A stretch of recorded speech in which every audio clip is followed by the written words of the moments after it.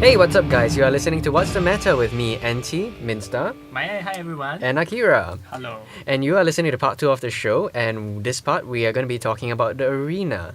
So included in the show notes are a couple of resources that you guys might find interesting. We are going to be putting in How to Get Started with the Arena, which is by Viva Fringe, and also Trump's Arena Card Rankings, which is a ranking that he updates once in a while on iHearthU.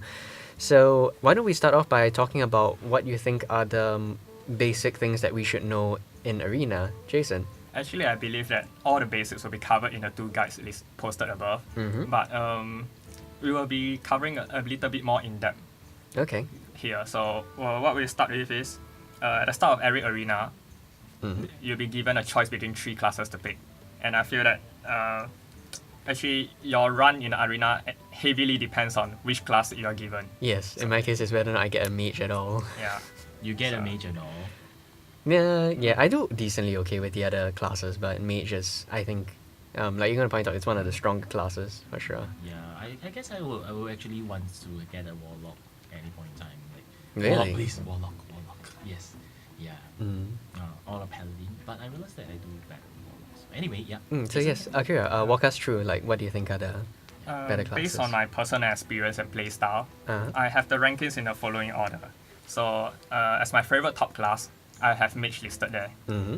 Okay, this is similar to Viva's fringe ranking. Mm-hmm. In my opinion, mages are one of the best classes to pick in Arena, simply Okay. because they have access to really good cards in the form of commons and basics, such as Polymorph, Yeah. Fireball, and Flame Strike. Okay.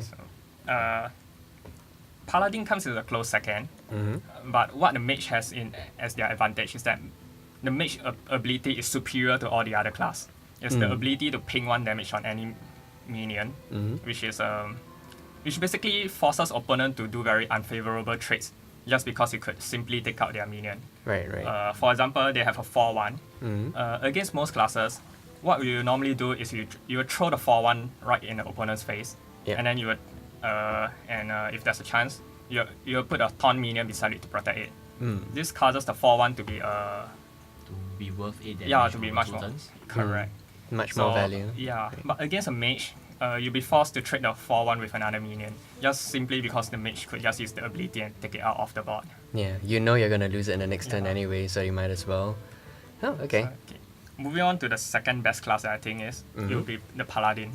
The Paladin, similar to the Mage, has access to very good commons and basic cards in the form of the True Silver Champion as well as Consecration. Yeah. As you can see from my choice of the top cards, basically what I would like to pick is each class would, for class to be very good in Arena, you need a board sweeper. In the case of Mage, there's a Flame Strike. Yep. In the case of Paladin, there's Consecration. Secondly, you need a card that can take out big monsters. Mages has Fireball, Polymorph, while the Paladin has True Silver Champion. 4 damage is good enough to take out almost every 4-drop. Yep, that is true. Okay. Maybe if that's the case, I'm curious, like, why don't you rank Druid higher on the scale? I noticed on your list that Druid is third. If you're looking at bot sweeper, Druid does have them two of them, right? I believe. One is the swipe, and Correct. the other is one of the spell that gives you either a chance to deal 5 or Starfall. Starfall, yeah, Starfall. Yep. As for like direct minion clearing, you have the Naturalize, I believe. Was it called Naturalize? I hate Naturalize. Naturalize is an average card only Yeah. because it gives your opponent 2 cards. I see. So yeah, Yeah. Naturalize is not a very good card, but it's a decent pick for the late game where you need to get rid of a big monster. Yeah. Right. And the card that you're giving him doesn't matter so much. Yep. I see. Well, the reason that I rank druids so much lower is just because Starfall itself is a rare. You I see. cannot place your hopes on it that you will get it every draft. It's too risky. Yep. Okay. On the other hand, Swipe is a very good card. In fact, I prefer Swipe much more than Consecration. But the problem is Swipe is too easy to be played around, as it only deals 1 damage to all the other minions. Oh. So for example, if you're playing against a Warlock, the Blood In will simply screw with your Swipe. Oh yeah. And if you see Blood in with Blood Priestess, Young Priestess, then you are screwed. Correct. Okay. Alright, I see. Okay. So we were talking about a paladin just now. Was there anything else you want to say? I prefer playing a Paladin much more than a Mage just because your True Silver Champion is easily a 1 for 2 card. Yeah. You can it's just so much value in that card. But the problem with Paladin is that its hero's ability is very, very difficult to utilize. True. So it's in a sense, it's also a 1 damage, but your 1 damage has to survive for 1 turn Yes, before it indeed. becomes useful. Yes. So it's very, very difficult to utilize. But on the other hand, it has very good synergy with cards like Sun Cleric, as well as Defender of the Argus. The buff cards, basically, Correct. right? Yeah. Yeah, it's definitely because like most of the players right now in Arena know that if you leave anything on the board for the Paladin, it's gonna get buffed. And if you're gonna trade any of your minions for 1/1 token that's buffed up, that's usually very is not in your favor, basically. So yeah. Okay. So how about the other classes? The rest will be Druid, Priest, Rogue, and Warlock. For them, I will rank them third. They're actually decent, but they just don't have the pluses like the other 2 classes. It's So, harder to get a consistent deck with them, right? Yeah. Yeah, the main problem with them is that they are very linear in terms of their strategy. For Rogue and Warlock, you want to rush down your opponent as fast as possible. Whereas for Priest and Druid, you want to stall all the way until the late game where your deck really shines. So these 2 decks have very extreme strategies where it's very unfavorable in Arena because you don't know what type of decks you will match up. There's a chance your opponent will be very aggressive, or there's a chance your opponent will play into the very late game.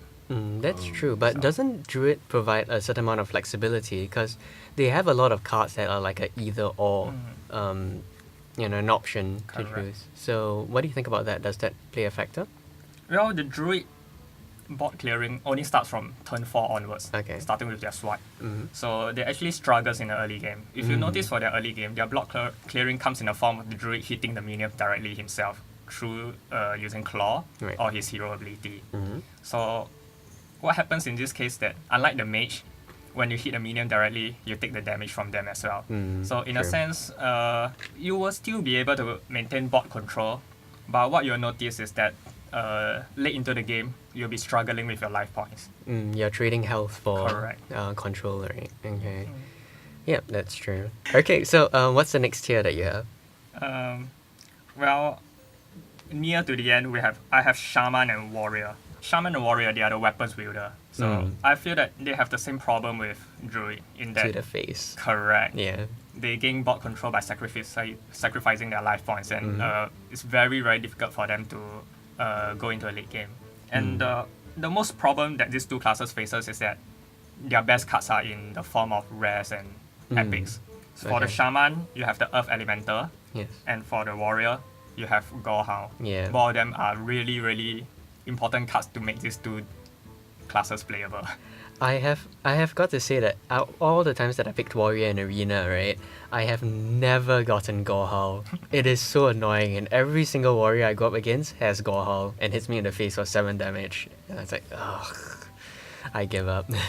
Yeah. Yeah, so yeah, you're right. I think it's kind of like you have to draft all the weapons kind of for Warrior because Correct. it's good for trading, but then again, you lose a lot of health by Yes. clearing it that way. Even for Arcanite Reaper, it's 5-2, but then most of the time you're taking 4 or 5 damage as well. Yeah. So yeah, But I mean, That's like, a problem. I personally find that, I mean, if for our viewers who are actually prefer very direct games, very fast games with a lot of like minions swarming the board and minions that gives ability to buff attacks, right? I think warriors can be a very decent choice. really. Yeah, I don't find How so? Because I think they have a lot of effects. When they come to play, they want damage to a minion and they give it like a buff, that kind of thing. So Right. they can play their play very much on the early game, and then you just fill it up with a layer of like the neutrals vanilla mob.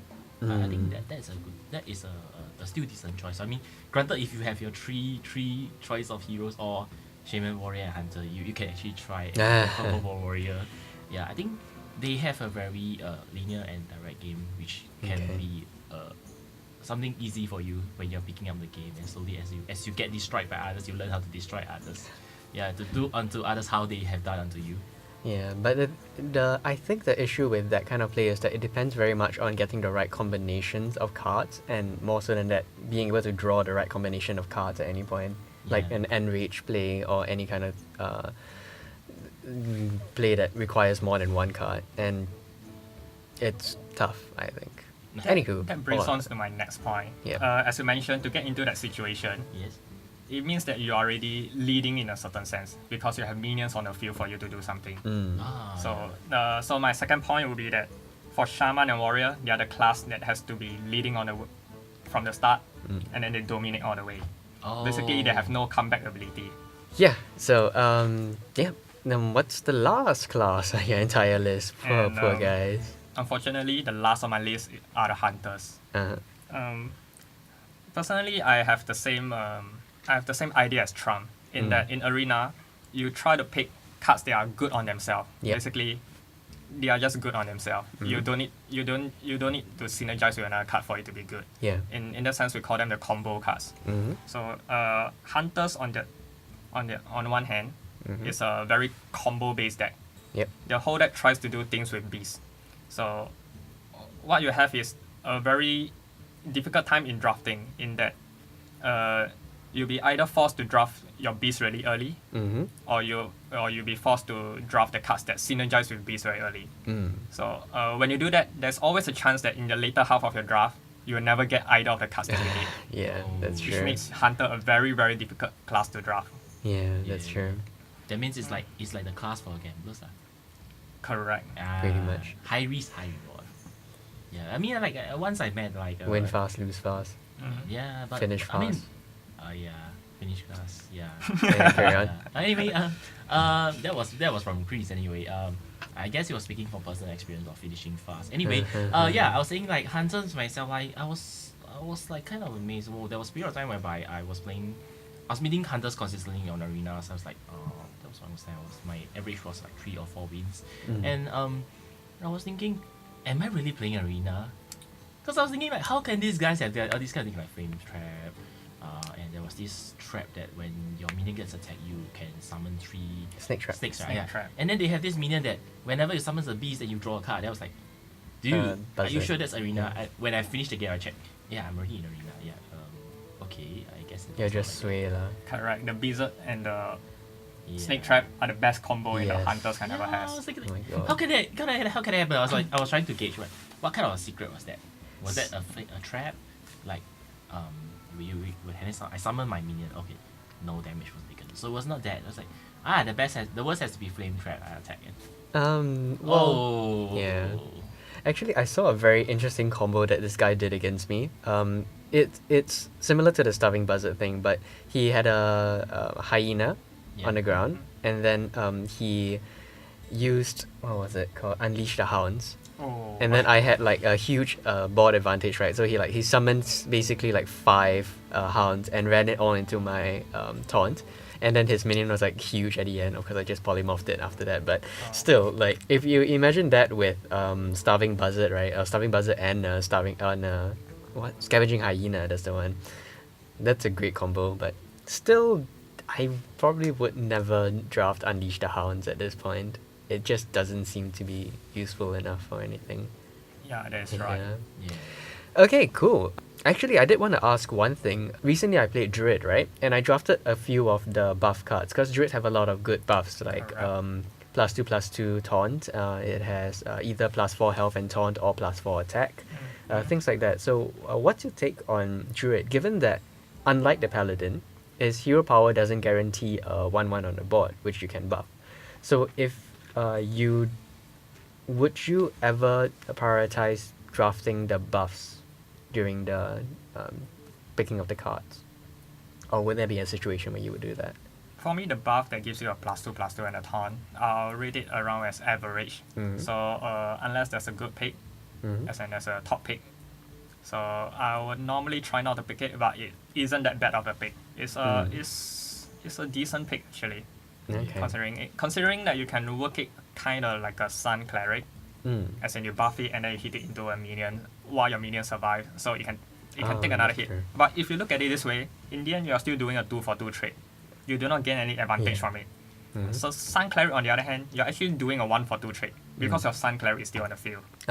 So that's why the Sun Cleric and the Defender of Argus are much more superior in this sense. Yeah. While that one, while a spell buff isn't that good.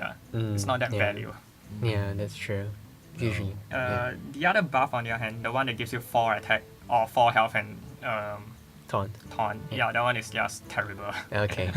I'll keep that in mind. It's a bit too high for its cost, 3 mana. Yeah, that's true. But I mean, personally, for myself, in my best run so far, yes, last week, best run, I went 9-3 and I was playing in Druid.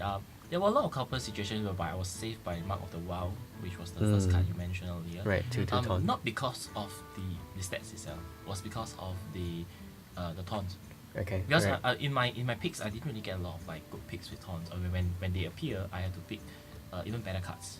Like they were very, very, very obvious better cards. Like say the 888 taunt, the Iron Drum. But it was early in the game, so I didn't have any options to even use it. So I was like, I need to survive this. I survive this. I can win this. I really can win this. I believe so. I keep I keep believing so. Yeah. Anyway, so I just had to like slow him down. So because I realized that when I guess it's me.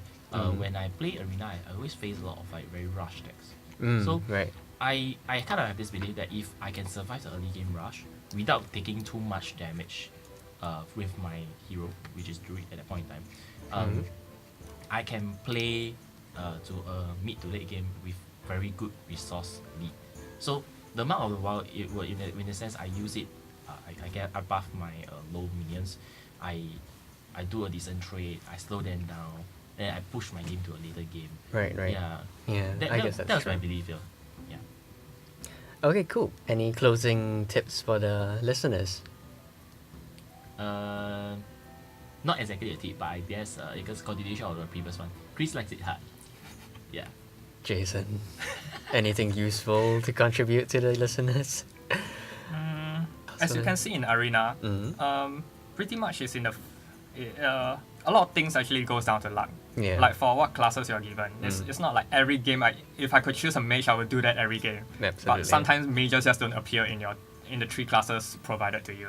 Yep. So sometimes when you lose a game, you might feel that you are doing badly, but then as long as you are doing the right moves and you still lose a game, it's alright, because there are times that there are games that you can't win. Yeah, luck is just a huge factor in it. So all you have to do is that you have to spot your mistake and learn from them.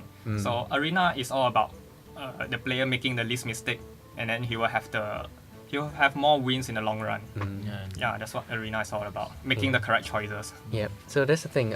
I feel like what I would tell the listeners is that drafting plays a huge part of it as well, keeping your mana curve reasonable depending on what kind of class you're playing, and also watching streamers like Trump, especially Trump, because Trump really reasons through every single pick that he does, and if you watch him and you see how he reasons it out, right, it'll be much easier for you to decide whether or not a card is useful for you and your class at that point of time.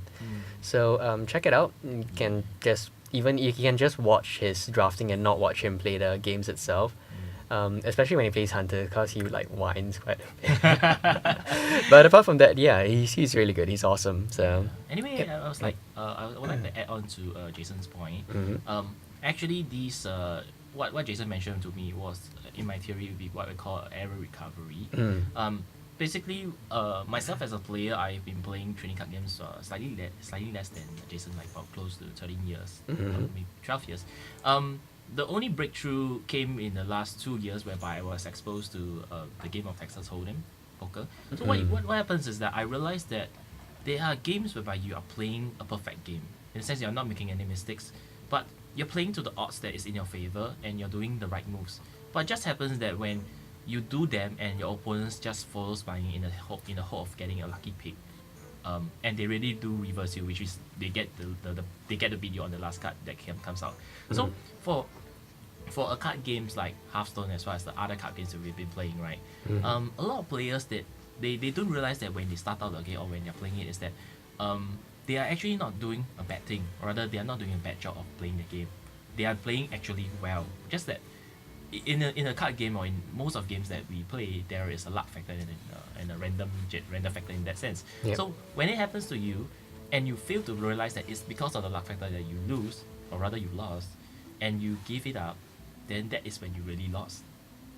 Yeah, but if you don't look at it on the one game and you look at it on your career in a longer term, then probably you would have learned and you would be better as a player. Yeah. So this is how you comfort yourself when you suck. No, that's not that. Yeah, It's not yeah, that I'm kidding, I I'm suck. kidding. Yeah, but anyway. Yeah, absolutely. It's sometimes it's just you're playing it and there's always a factor of randomness in it. That's right. Yeah. Okay, cool. So thank you guys so much for listening. We'll be moving on to the next part, which is construct and deck that Jeremy will be sharing with us. Yeah.